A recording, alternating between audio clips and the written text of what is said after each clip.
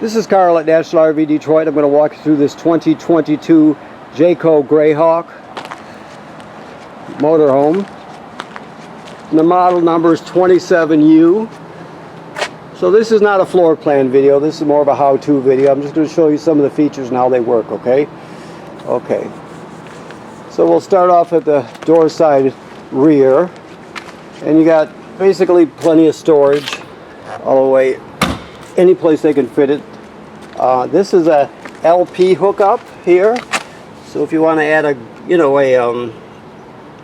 grill or a griddle or something to it, you can plug it in right there. Just make sure you get the right pressure grill. A regular like a regular yard grill won't work if that needs too high a pressure. So keep that in mind anyway. Also, we have a power awning, okay, with lights. This is your furnace vent here. Of course, you have outside speakers, more storage. This is the service panel for your refrigerator, so you don't really have to worry about that. But this here is your water heater. Okay, so this works on both gas and electric. So keep in mind that you always want to make sure there's water in it before you turn it on. This is the drain plug right here. It takes an 1 1/16 6-point socket right there. But if let's say you're camping and then you're not going to go out for a while, so you drain the tank on the water heater. Just remember to fill it up again before you turn it on, okay? The switches to control this are on the inside, and I'm going to show you those when I get in there. All right. This is your LP station here. The main thing to know is this is the valve to shut it off. The rest of the stuff, it's going to be filled here, and there's a bleeder valve here. But the main thing to know as an owner, this is where you shut the gas off if you have to. Okay. More storage. Okay, so I'm not going to go over the chassis part in this video.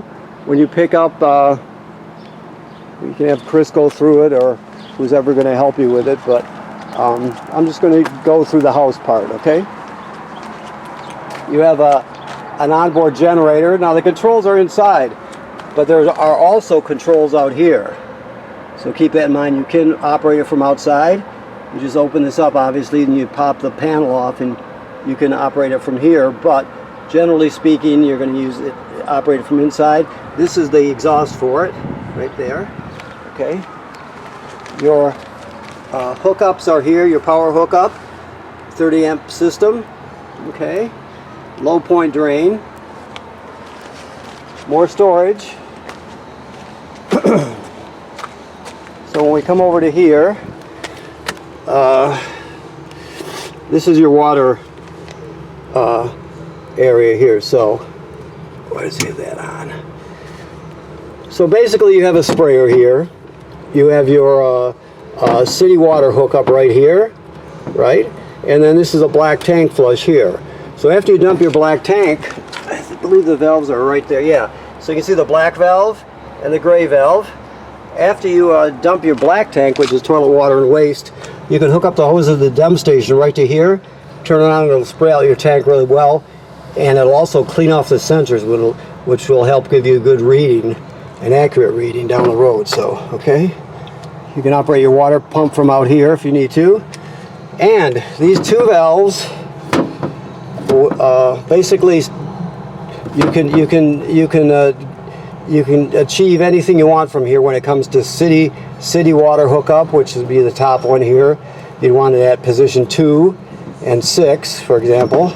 If you want to fill the fresh water tank, let's say you're camping someplace where there's no city water at all, you can pre-fill your fresh water tank and then pump the water out of the tank using the onboard pump, and it'll all the plumbing will operate as though you have city water. You'll just be pumping from the tank, and you can sanitize, winterize.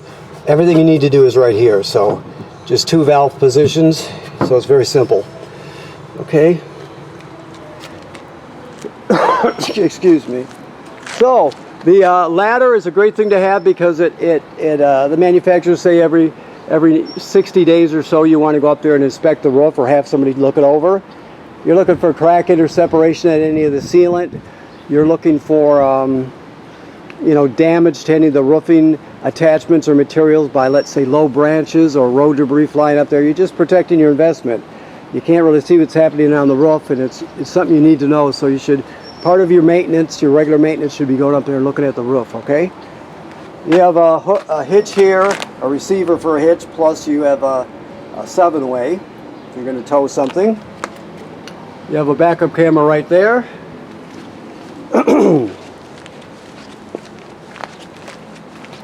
Sorry about my voice, I'm getting over something, so I'm fighting with it, or it's fighting with me. Alright, so you have your power awning here. Briefly, like so. Okay. Your awning light right there. Okay. This is your stabilizer, power stabilizer right here. So basically the two auto level and retract are the 2 most common functions. If you turn it, here, let me turn it on. I don't know if it's going to go on with it. No. This one I can't tell you because I didn't prep it, but your emergency brake has to be on, for example, and sometimes some of them really won't even let you level while the slide out is out. You have to have them in. So keep that in mind. We can go over that when you pick up if you need to. But that's why it won't turn on. There's nothing wrong with it. It just has safety features built in. I can talk you through it still a bit.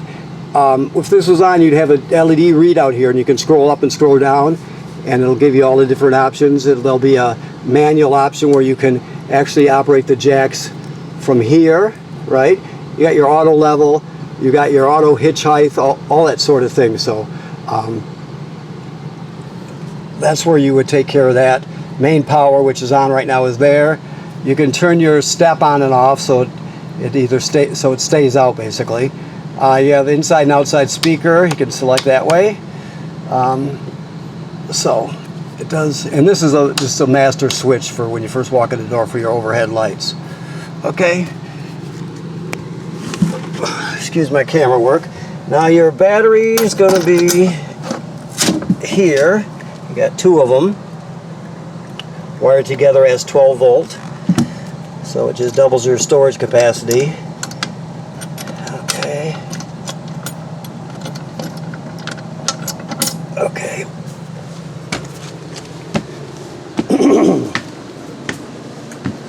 Alrighty, so I haven't looked through this, but this is these is all your literature right here for it.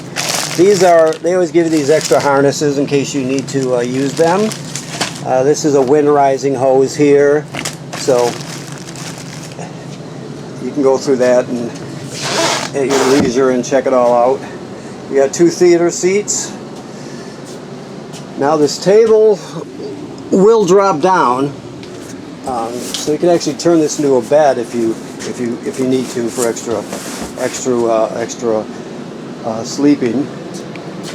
You also have this up here, obviously. This one here, this cushion here has a hard panel in it, so you can cover this area up if you need to at night. So you don't. And you have a TV up here. Okay.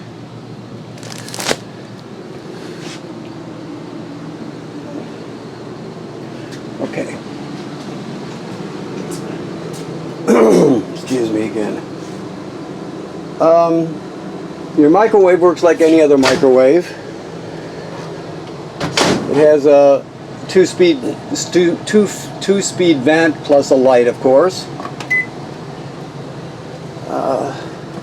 Your range, I don't know if he's got the gas turned on or not. He should have it on, so let me see here.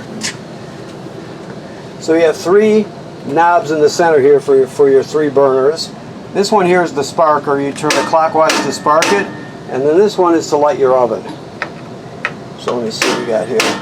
Now, I'll give it a few twists. I don't know if he's got the gas on or off, but if you just fill it, for example, there could be an air bubble in it. Looks like he doesn't have it on, so we'll make sure it's on when you come to pick up and you can check it out. But it works just like all of them do, basically. There's nothing unique about it. You can see that sparking back there. That's where the pilot light is for the oven. So you're going to go to the picture of the pilot light and you depress it. Keep it depressed while you're lighting it, so you'll spark it with the other hand until you see it light down here. Once it lights, you still hold it in for another 10 or 15 seconds to heat up the thermocouple, and then you can go to operating temperature, of course.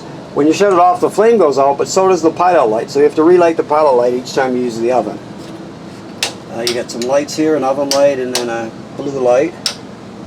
Okay. Always travel with this closed. Okay, so starting down here, this is your carbon monoxide LP gas detector. It also will tell you if your battery is getting low. It'll beep very slowly. Same tone as the carbon monoxide LP gas alert, which is very slow. I can show you by running through the test mode. Here we go. LP is good, carbon monoxide coming up, and then the low battery alarm.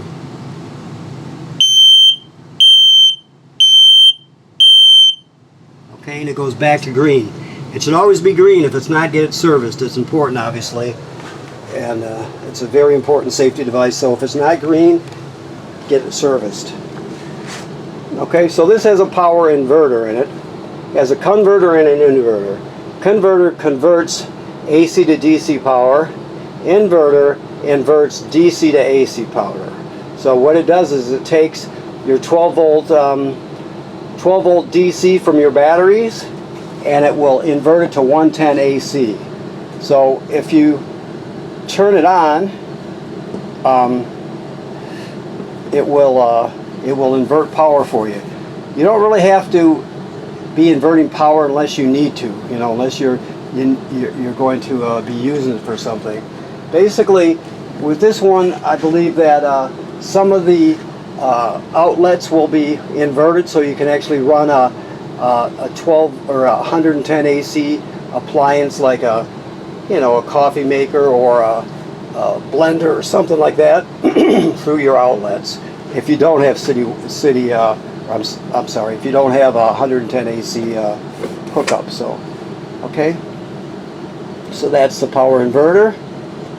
This basically will tell you. Right now, it's telling us that we got 30 amp service, which is correct. You can also see it'll tell you if it's 15, 20, 30, whatever you've got. It'll even tell you if there's 50. But right now, it's just telling us that there's 30 amps, which is right. Water heater powered, refrigerators powered, AC powered, AC front powered, 18 amps, and 30 amp service. So it just gives you an idea what kind of power you have. So, all right.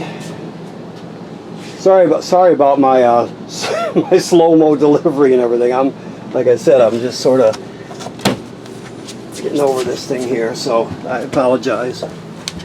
Now this is the converter. This is the power converter that I told you about. All trailers and RVs have this. This is basically takes. These are 110 AC circuit breakers. So when you're plugged in, you have circuit breakers like you would have at home, and they're all labeled right here, right? And then it converts it to the power to 12 volt DC, and then you have regular 110 AC, or excuse me, you have a regular 12 volt DC fuses in here, right? So it'll take the 110 AC and convert it to 12 volt DC over here, and then that's where your 12 volt comes from.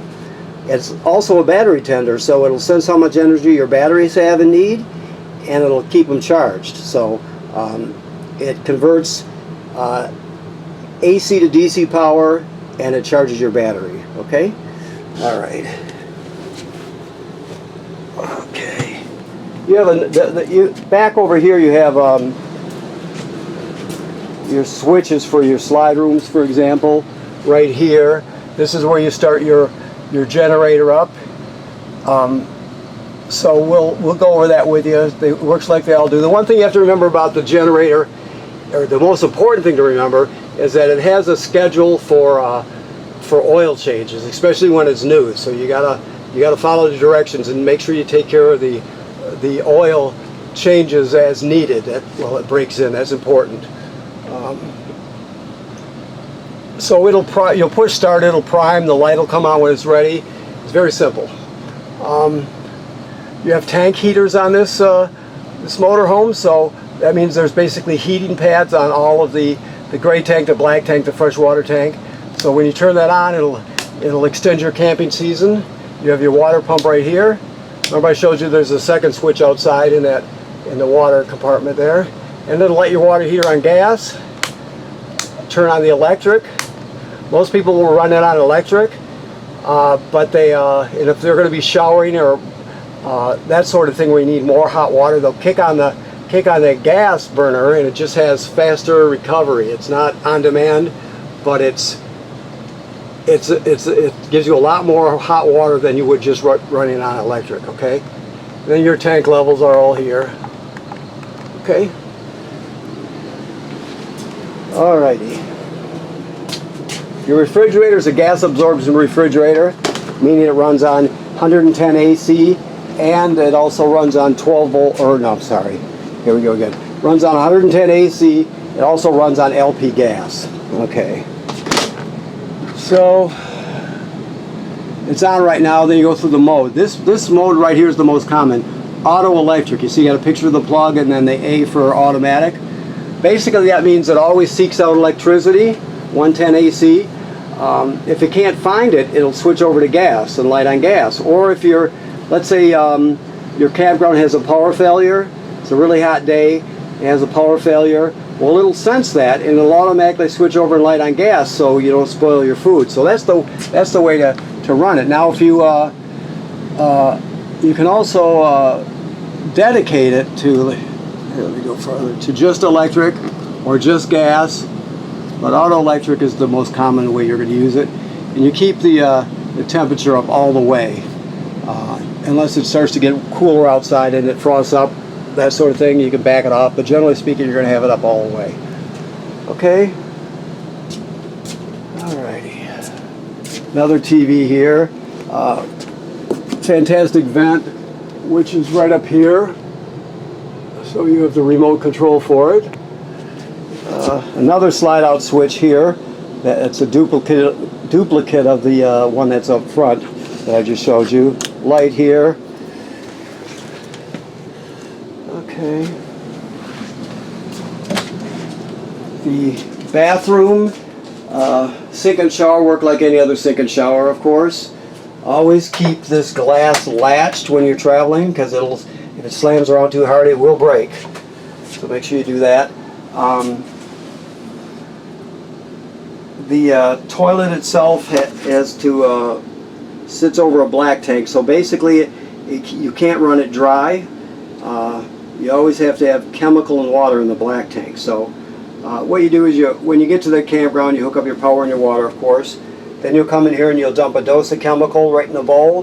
Then you would step on your flush pedal and hold it down while water flows into it. And you're going to flow at least a gallon of water into it along with the chemical. Don't use less than that. Some people use more. It's up to you. But you need the water and chemical in it before you use it. If you don't, the smell will be super bad and it'll get clogged up. So you always want to have chemical and water in it, okay? I'm sure you know all this stuff. You're buying a nice motorhome like this, but I kind of have to assume that people don't, or all this stuff. Okay, very nice.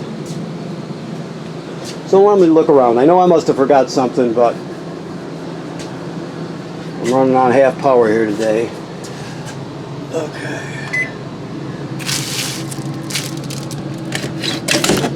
Okay. So let me look around.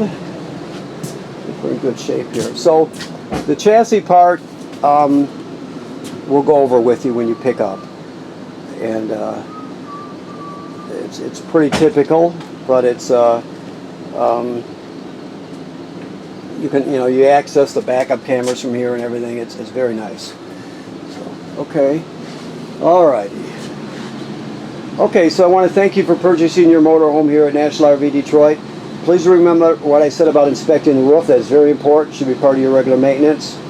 It's good to know what's happening up there just in case, or just protecting your investment. And right now this is in camping mode, so the antifreeze has been purged from the system. The water heater is in camping mode, and it has water in it right now, so you're all set. You're ready to go. Remember, never run the water heater without water in it. Just always check it out first, okay? Thank you.